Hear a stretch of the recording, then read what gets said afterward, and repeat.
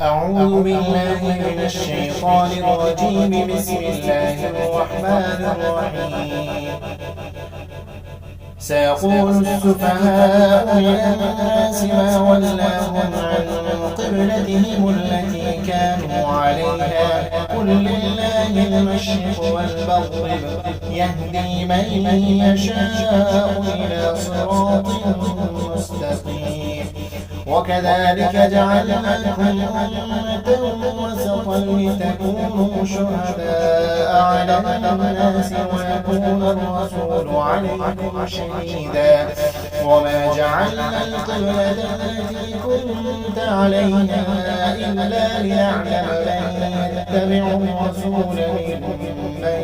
ينقلب على عقبيه. وإن كانت لكبيرة إلا على الذين هدى الله وما كان الله ليضيع إيمانكم إن الله بالناس لرءوف رحيم.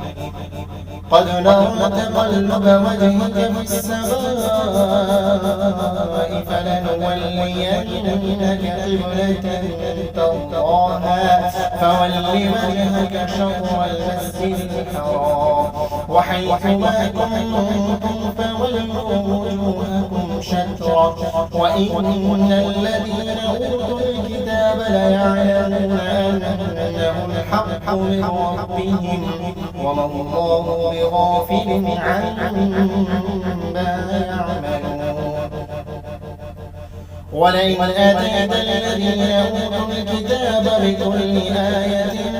ما تبعوا قبلتك وما أنت بتابع قبلتهم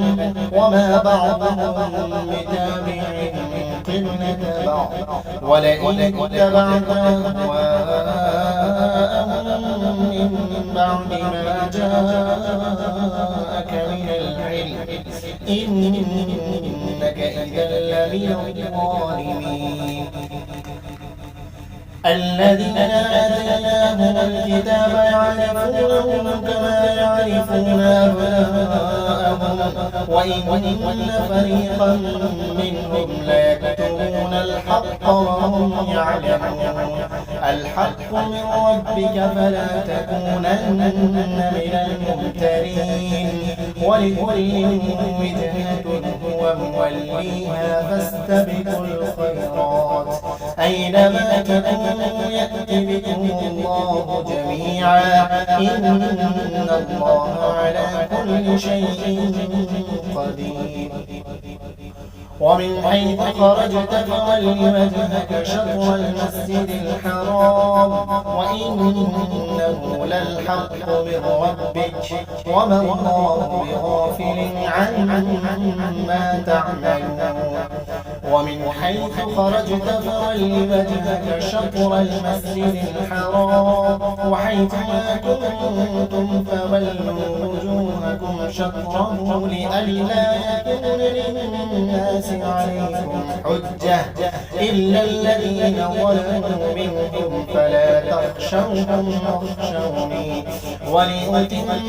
نعمتي عليكم ولعلكم تهتدون. كما أرسلنا فيكم رسولا منكم يتلو عليكم آياتنا ويزكيكم ويعلمكم الكتاب والحكمة ويعلمكم ما لم تكونوا تعلمون. فاذكروني أذكركم واشكروني ولا تكفرون. يا أيها الذين آمنوا استعينوا بالصبر والصلاة إن الله مع الصابرين. ولا تقولوا لمن يقتل في سبيل الله أموات بل أحياء ولكن لا تشعرون. ولنبلونكم بشيء من الخوف والجوع ونقص من الأموال والأنفس الأنفس والثمرات وبشر الصابرين الذين إذا أصابتهم مصيبة قالوا إنا لله وإنا إليه راجعون أولئك عليهم صلوات من ربهم ورحمة وأولئك هم المهتدون إن الصفا والمروة من شعائر الله فمن حج البيت أو اعتمر فلا جناح عليه أن يطوف بهما ومن تطوع خيرا فإن الله شاكر عليم إن الذين يكتمون ما أنزلنا من البينات والهدى من بعد ما بيناه للناس في الكتاب أولئك يلعنهم الله ويلعنهم اللاعنون إلا الذين تابوا وأصلحوا وبينوا فأولئك أتوب عليهم وأنا التواب الرحيم إن الذين كفروا وماتوا وهم كفار أولئك عليهم لعنة الله والملائكة والناس أجمعين خالدين فيها لا يخفف عنهم العذاب ولا هم ينظرون وإلهكم إله واحد لا إله إلا هو الرحمن الرحيم إن في خلق السماوات والأرض واختلاف الليل والنهار والفلك التي تجري في البحر بما ينفع الناس وما أنزل الله من السماء من ماء فأحيا به الأرض بعد موتها وبث فيها من كل دابة وتصريف الرياح والسحاب المسخر بين السماء والأرض لآيات لقوم يعقلون ومن الناس من يتخذ من دون الله أندادا يحبونهم كحب الله والذين آمنوا أشد حبا لله ولو يرى الذين ظلموا إذ يرون العذاب أن القوة لله جميعا وأن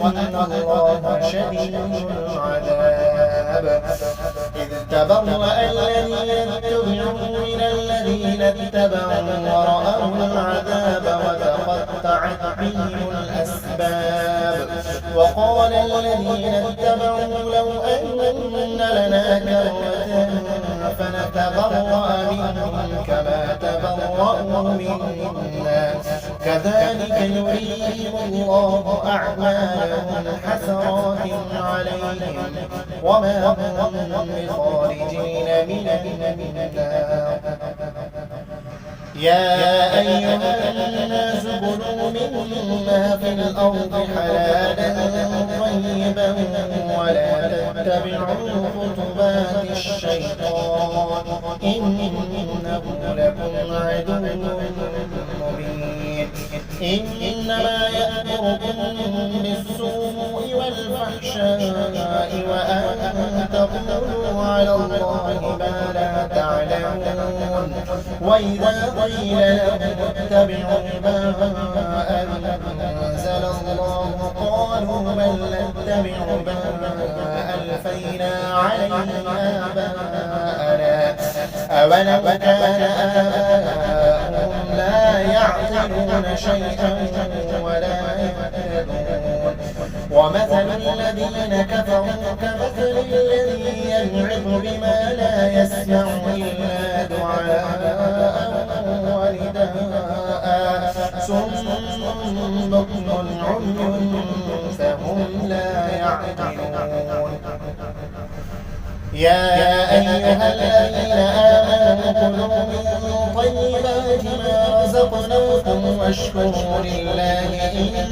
كنتم إياه تعبدون. إنما حرم عليكم الميتة والدم ولحم الخنزير وما أهل به لغير الله فمن اضطر غير باغ ولا عاد فلا إثم عليه إن الله غفور رحيم. إن الذين يكتمون ما أنزل الله من الكتاب ويشترون به ثمنا قليلا أولئك ما يأكلون في بطونهم إلا النار ولا يكلمهم الله يوم القيامة ولا يزكيهم ولهم عذاب أليم. أولئك الذين اشتروا الضلالة بالهدى والعذاب بالمغفرة فما أصبرهم على النار ذلك بأن الله نزل الكتاب بالحق وإن الذين اختلفوا في الكتاب لفي شقاق بعيد. ليس البر أن تولوا وجوهكم قبل المشرق والمغرب ولكن البر من آمن بالله واليوم الآخر والملائكة والكتاب والنبيين وآتى المال على حبه ذوي القربى واليتامى والمساكين وابن السبيل والسائلين وفي الرقاب وأقام الصلاة وآتى الزكاة والموفون بعهدهم إذا عاهدوا والصابرين في البأساء والضراء وحين البأس أولئك الذين صدقوا وأولئك هم المتقون. يا أيها الذين آمنوا كتب عليكم القصاص في القتلى الحر بالحر والعبد بالعبد والأنثى بالأنثى فمن عفي له من أخيه شيء فاتباع بالمعروف وأداء إليه بإحسان ذلك تخفيف من ربكم ورحمة فمن اعتدى بعد ذلك فله عذاب أليم. ولكم في القصاص حياة يا أولي الألباب لعلكم تتقون. كتب عليكم إذا حضر أحدكم الموت إن ترك خيرا الوصية للوالدين والأقربين بالمعروف حقا على المتقين. فمن بدله بعدما سمعه فإنما إثمه على الذين يبدلونه إن الله سميع عليم. فمن خاف من موص جنفا أو إثما فأصلح بينهم فلا إثم عليه إن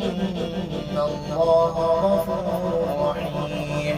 يا أيها الذين آمنوا كتب عليكم الصيام كما كتب على الذين من قبلكم لعلكم تتقون أياما معدودات فمن كان منكم مريضا أو على سفر فعدة من أيام أخر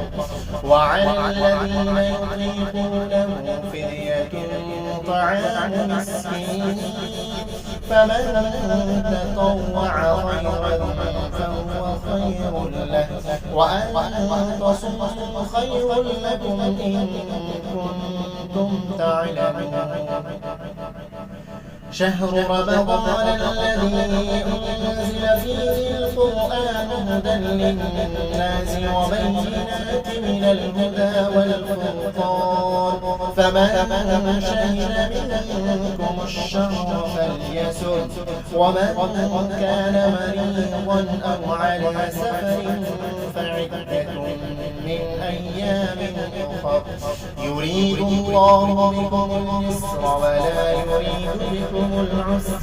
ولتكملوا العدة ولتكبروا الله على ما هداكم ولعلكم تشكرون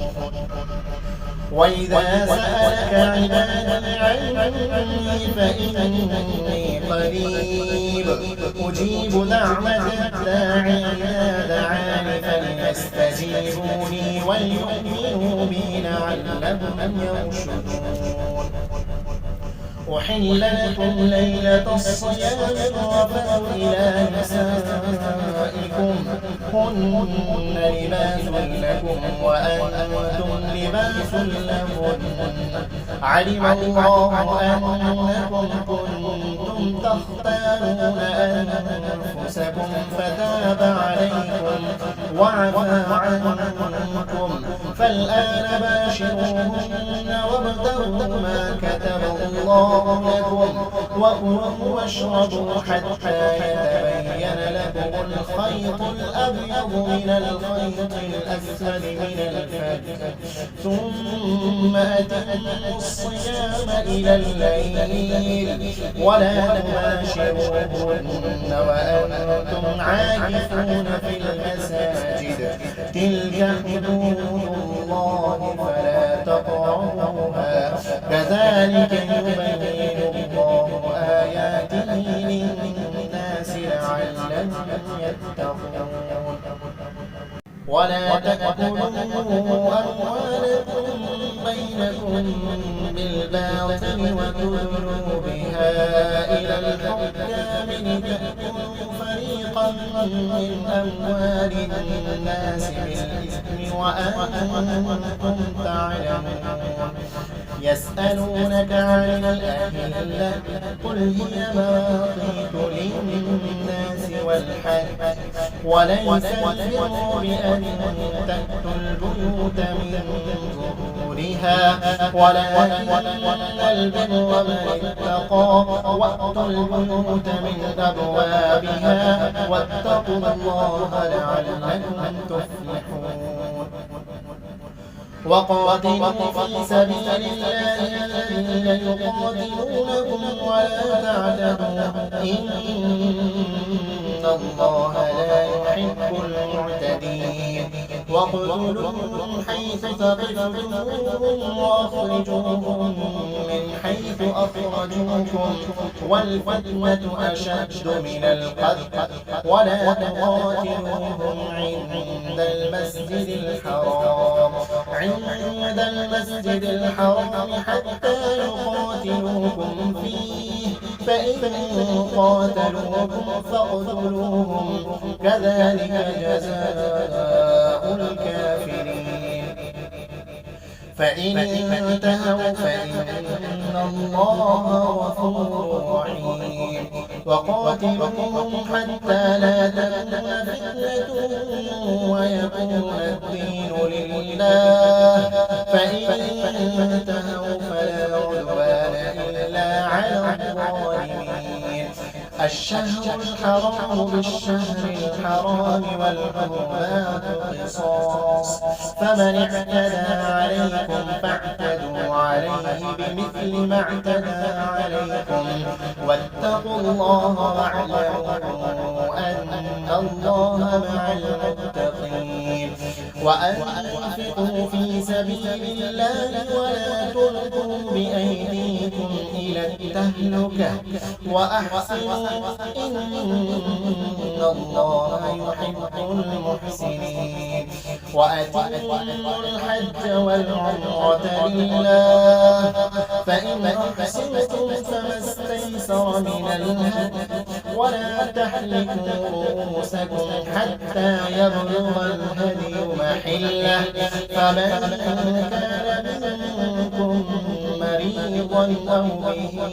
أذى من رأسه ففدية من صيام أو صدقة أو نسك فإذا أمنتم فمن تمتع بالعمرة إلى الحج فما استيسر من الهدي فمن لم يجد فصيام 3 أيام في الحج و7 إذا رجعتم تلك 10 كاملة ذلك لمن لم يكن أهله حاضر المسجد الحرام واتقوا الله واعلموا أن الله شديد العقاب الحج أشهر معلومات فمن فرض فيهن الحج فلا رفث ولا فسوق ولا جدال في الحج وما تفعلوا من خير يعلمه الله وتزودوا فإن خير الزاد التقوى واتقون يا أولي الألباب ليس عليكم جناح أن تبتغوا فضلا من ربكم فإذا أفضتم من عرفات فاذكروا الله عند المشعر الحرام واذكروه كما هداكم وإن كنتم من قبله لمن الضالين ثم أفيضوا من حيث أفاض الناس واستغفروا الله إن الله غفور رحيم فإذا قضيتم مناسككم فاذكروا الله كذكركم آباءكم أو أشد ذكرا فمن الناس من يقول ربنا آتنا في الدنيا وما له في الآخرة من خلاق ومنهم من يقول ربنا آتنا في الدنيا حسنة وفي الآخرة حسنة وقنا عذاب النار أولئك لهم نصيب مما كسبوا والله سريع الحساب واذكروا الله في أيام معدودات فمن تعجل في يومين فلا إثم عليه ومن تأخر فلا إثم عليه لمن اتقى واتقوا الله واعلموا أنكم إليه تحشرون ومن الناس من يعجبك قوله في الحياة الدنيا ويشهد الله على ما في قلبه وهو ألد الخصام وإذا تولى سعى في الأرض ليفسد فيها ويهلك الحرث والنسل والله لا يحب الفساد وإذا قيل له اتق الله أخذته العزة بالإثم فحسبه جهنم ولبئس المهاد ومن الناس من يشري نفسه ابتغاء مرضات الله والله رؤوف بالعباد يا أيها ادخلوا في السلم كافة ولا تتبعوا خطوات الشيطان إنه لكم عدو مبين فإن زللتم من بعد ما جاءتكم البينات فاعلموا أن الله عزيز حكيم هل ينظرون إلا أن يأتيهم الله في ظلل من الغمام والملائكة وقضي الأمر وإلى الله ترجع الأمور سل بني إسرائيل كم آتيناهم من آية بينة ومن يبدل نعمة الله من بعد ما جاءته فإن الله شديد العقاب زين للذين كفروا الحياة الدنيا ويسخرون من الذين آمنوا والذين اتقوا فوقهم يوم القيامة والله يرزق من يشاء بغير حساب كان الناس أمة واحدة فبعث الله النبيين مبشرين ومنذرين وأنزل معهم الكتاب بالحق ليحكم بين الناس فيما اختلفوا فيه وما اختلف فيه إلا الذين أوتوه من بعد ما جاءتهم البينات بغيا بينهم فهدى الله الذين آمنوا لما اختلفوا فيه من الحق بإذنه والله يهدي من يشاء إلى صراط مستقيم أم حسبتم أن تدخلوا الجنة ولما يأتكم مثل الذين خلوا من قبلكم مستهم البأساء والضراء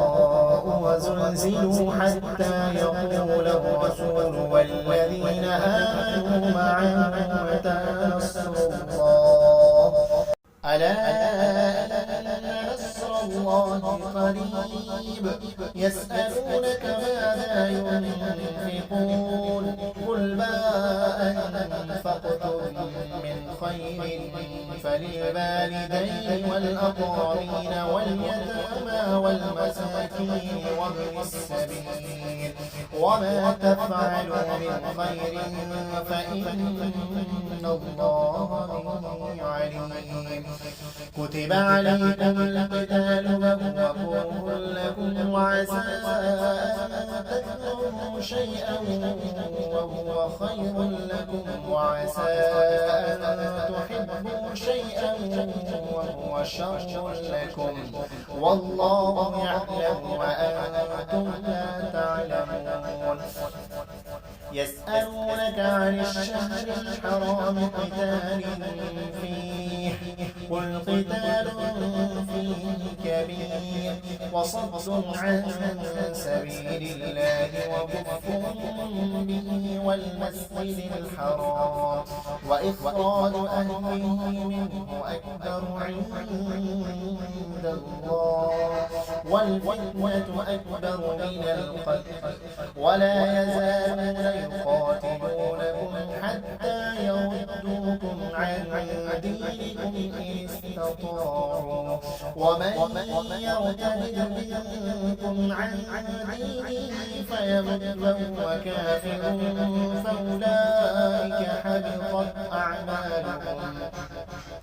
فأولئك حبطت أعمالهم في الدنيا والآخرة وأولئك أصحاب النار هم فيها خالدون إن الذين آمنوا والذين هاجروا وجاهدوا في سبيل الله أولئك يرجون رحمة الله والله غفور رحيم. يسألونك عن الخمر والميسر قل فيهما إثم كبير ومنافع للناس وإثمهما أكبر من نفعهما ويسألونك ماذا ينفقون قل العفو كذلك يبين الله لكم الآيات لعلكم تتفكرون في الدنيا والآخرة. ويسألونك عن اليتامى قل إصلاح لهم خير وإن تخالطوهم فإخوانكم والله يعلم المفسد من المصلح ولو شاء الله لأعنتكم إن الله عزيز حكيم. ولا تنكحوا المشركات حتى يؤمن ولأمة مؤمنة خير من مشركة ولو أعجبتكم. ولا تنكحوا المشركين حتى يؤمنوا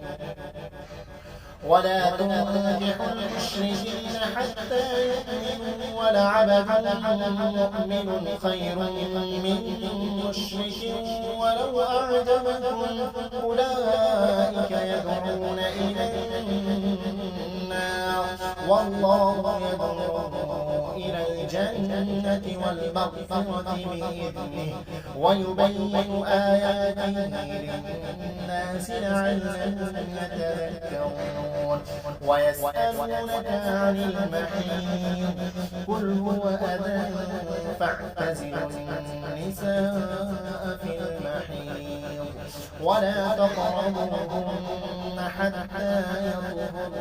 فإذا تطهرن فأتوهن من حيث أمركم الله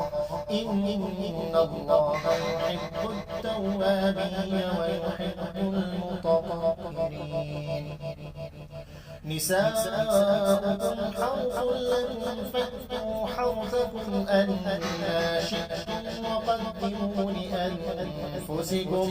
واتقوا الله واعلموا أنكم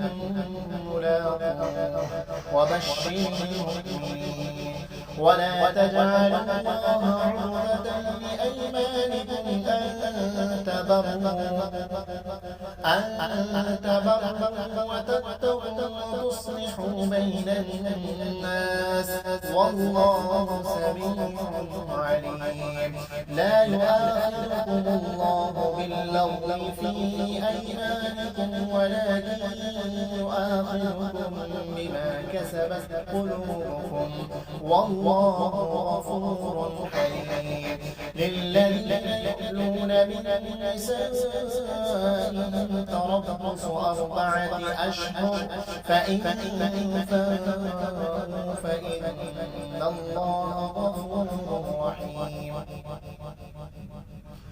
وإن عزموا الطلاق فإن الله سميع عليم. والمطلقات يتربصن بأنفسهن 3 قروء ولا يحل لهن أن يكتمن ما خلق الله في أرحامهن إن كن يؤمن بالله واليوم الآخر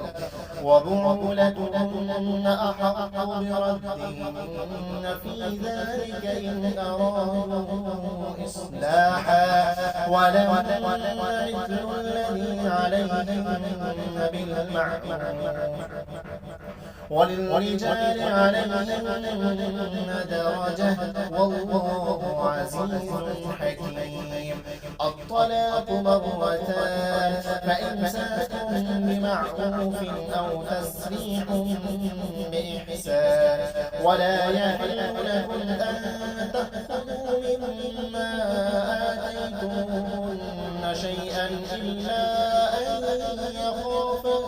ألا يقيما حدود الله فإن خفتم ألا يقيما حدود الله فلا جناح عليهما فيما افتدت به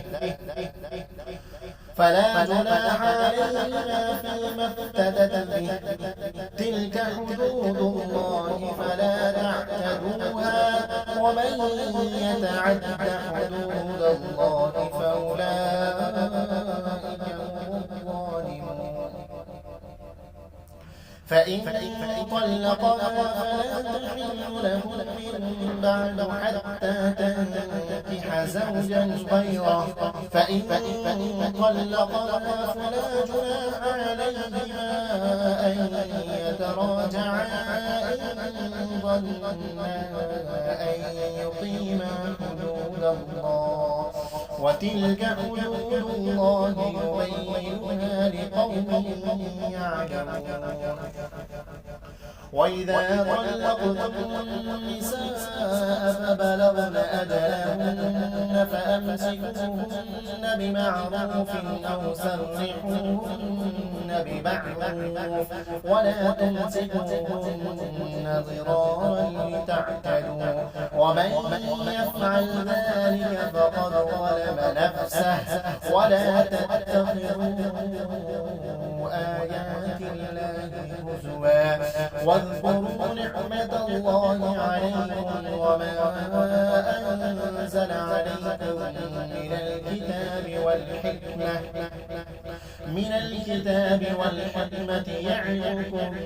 به، واتقوا الله واعلموا أن الله بكل شيء عليم. وإذا طلقتم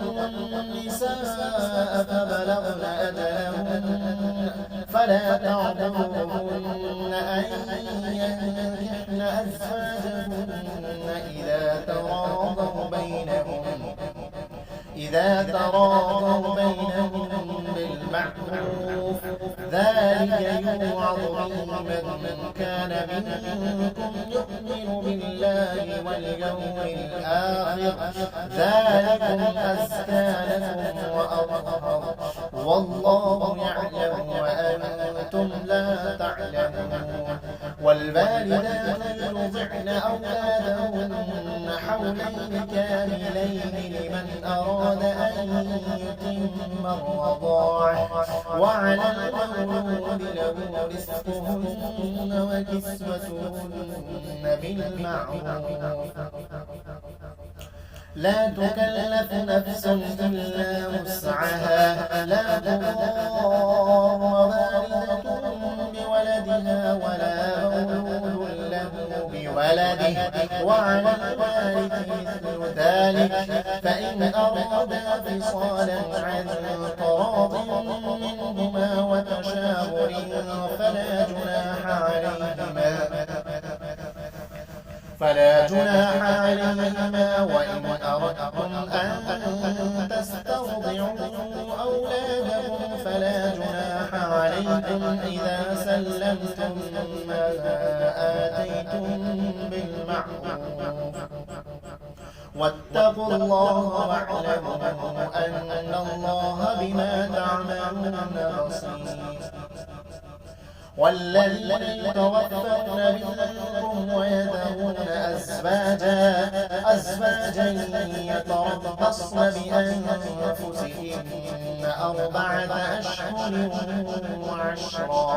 فإذا بلغن أجلهن فلا جناح عليكم فيما فعلن في أنفسهن بالمعروف، والله بما تعملون خبير. ولا جناح عليكم فيما عرضتم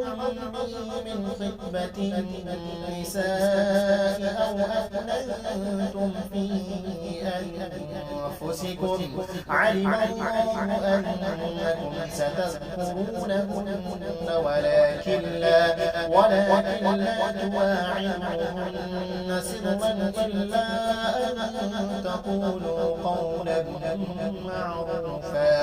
ولا تعزموا عقدة النكاح حتى يبلغ الكتاب أجله، واعلموا أن الله يعلم ما في أنفسكم فاحذروا. واعلموا أن الله غفور حليم. لا جناح عليكم إن طلقتم النساء ما لم تمسوهن أو تفرضوا لهن فريضة، ومتعوهن على الموسع قدره وعلى المقتر قدره متاعا بالمعروف حقا على المحسنين. وإن طلقتموهن من قبل أن تمسوهن وقد فرضتم لهن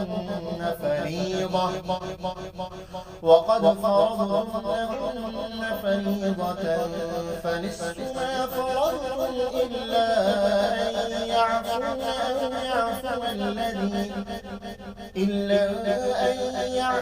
أو يعفو الذي بيده عقدة النكاح وأن تعفوا أقرب للتقوى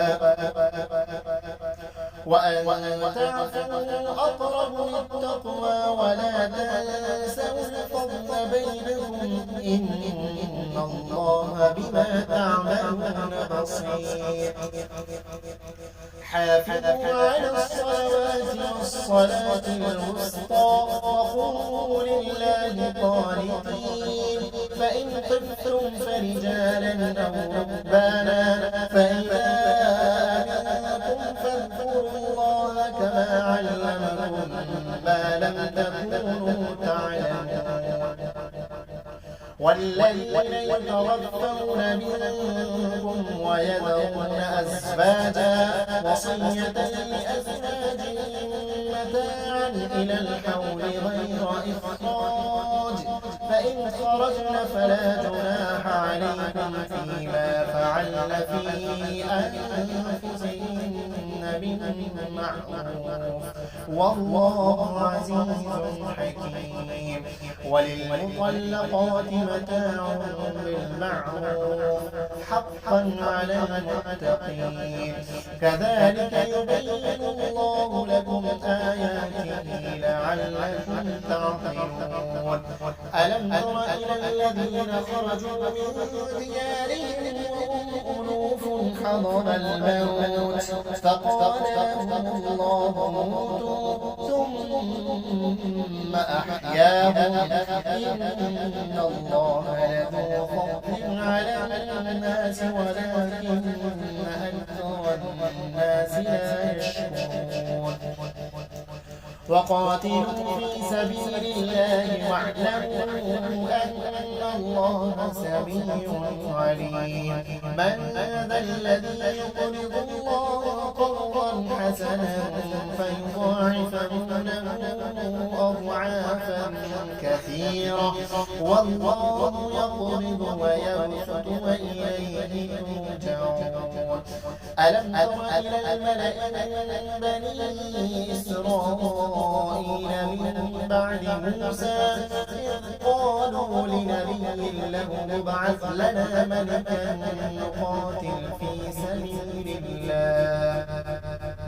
قال هل عسيتم إن كتب عليكم القتال ألا تقاتلوا قالوا وما لنا ألا نقاتل في سبيل الله وقد أخرجنا من ديارنا وأبنائنا فلما كتب عليهم القتال تولوا إلا قليلا منهم والله عليم بالظالمين. وقال لهم نبيهم إن الله قد بعث لكم طالوت ملكا قالوا أنى يكون له الملك علينا ونحن أحق بالملك منه ولم يؤت سعة من المال قال إن الله اصطفاه عليكم وزاده بسطة في العلم والجسم والله يؤتي ملكه من يشاء والله واسع عليم. وقال لهم نبيهم إن آية ملكه أن يأتيكم التابوت فيه سكينة من ربكم وبقية مما ترك آل موسى وآل هارون تحمله الملائكة إن في ذلك لآية لكم إن كنتم مؤمنين. فلما فصل طالوت بالجنود قال إن الله مبتليكم بنهر فمن شرب منه فليس مني ومن لم يطعمه فإنه مني إلا من اغترف غرفة بيده فشربوا منه إلا قليلا منهم فلما جاوزه هو والذين آمنوا معه قالوا لا طاقة لنا اليوم بجالوت وجنوده قال الذين يظنون أنهم ملاقو الله كم من فئة قليلة غلبت فئة كثيرة بإذن الله والله مع الصابرين. ولما برزوا لجالوت وجنوده قالوا ربنا أفرغ علينا صبرا وثبت أقدامنا وانصرنا على القوم الكافرين فهزموهم بإذن الله وقتل داود جالوت وآتاه الله الملك والحكمة وعلمه مما يشاء ولولا دفع الله الناس بعضهم ببعض لفسدت الأرض ولكن الله ذو فضل على العالمين. تلك آيات الله نتلوها عليك بالحق وإنك لمن المرسلين.